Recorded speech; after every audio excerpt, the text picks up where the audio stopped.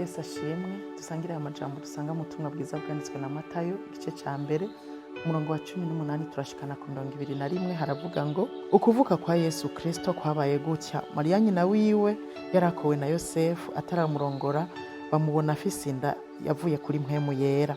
Ariko umugabo wiwe Yosefu kuko ari umugororotsi kandi kuko atagombye kumutetereza, yiyumvira kumubengera mu mpisho. Akivyiyumvira, umumarayika w'Umwami Imana amuyerekera mu ndoto, aramubarira ati: Yosefu mwana wa Dawidi, ntutinye kurongora Mariya umugeni wawe, kuko atwaye inda ya mpwemu yera. Azovyara umwana w'umuhungu, nawe uzumwite Yesu, kuko ari we azokiza abantu biwe ibyaha vyabo. Uzangire aya majambo avuga ngo ibikoresho mu mugambi w'Imana. Twishimikije inkuru y'ukuvuka kwa Yesu, nkuko musanzwe mubizi yuko twimirije imisi ya Noel, tube turiyibutsa aya majambo. Imana yagize umugambi ukomeye wo gucungura abana b'abantu, kuko hari hazi imyaka myinshi ishika 400 Imana yaratandukanye n'abantu atamigenderanire myiza ihari, kandi ivyo byabaye kubera ibyaha bagiyemwe abari mw'isi. Imana igira umugambi y'ukwigarukana kw'abantu. Murabizi no mwitongo rya Edeni ko hariyo Adamu na Eva, kandi cyerekana yuko Imana ikunda kuganira n'abantu, nuko yaziragenda ku masaha yo kumugoroba ikabaganiriza. Aho rero yari kiragira imigenderanire nabo. Imana rero iragomba abana b'abantu. Iyo myaka yaheze Imana yaratandukanye n'abantu.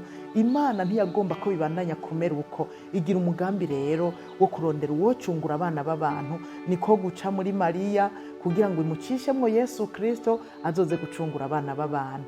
Mariya yari umugororotsi, atigeze kumenya icitwa umugabo. Yosefu na Bibiliya nabitubwira ko yari umugororotsi kandi w'umwizigirwa, agombye no kubenga Mariya. Murabizi, hamwe abantu bose bamenye ko afise inda, umumarayika aciye aza aramubwira Yosefu yuko atobenga umugore wiwe Mariya, ariko yomurongora kuko afise inda ya mpwemu yera. Yosefu kubera yari umwizigirwa yaravyemeye. Sinzi wewe nanje yuko ibi yabatwebwe twari kubishobora. N'Imana uyu munsi nagira ndakubwire ngo irafise imigambi ku bana b'abantu, imigambi myinshi kandi minini. Ikeneye ibikoresho kugira idushitse ku imigambi yayo.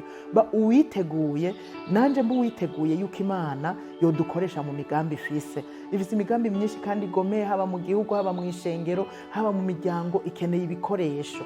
Ubu witeguye rero, Imana irakenera ibikoresho. Kandi kugira tuba ibikoresho vyiza bisaba ko tuba abagororotsi kandi babizigirwa. Yosefu na Mariya babaye abagororotsi babizigirwa, natwe tuba abagororotsi babizigirwa, dushobore kuba ibikoresho vyiza mu mugambi w'Imana. Nuko rero muri iyi minsi rero ya Noel twiyumvire kuri ibi bikoresho Imana yakoresheje kugira ngo dushobore gucungurwa. Tubishimire Imana, dushimire Imana Mariya na Yosefu, ariko kandi natwe twigira imigabo yo kuba abizigirwa b'abagororotsi Imana ishobora kwikorako kugira ibakoreshe mu mugambi wayo.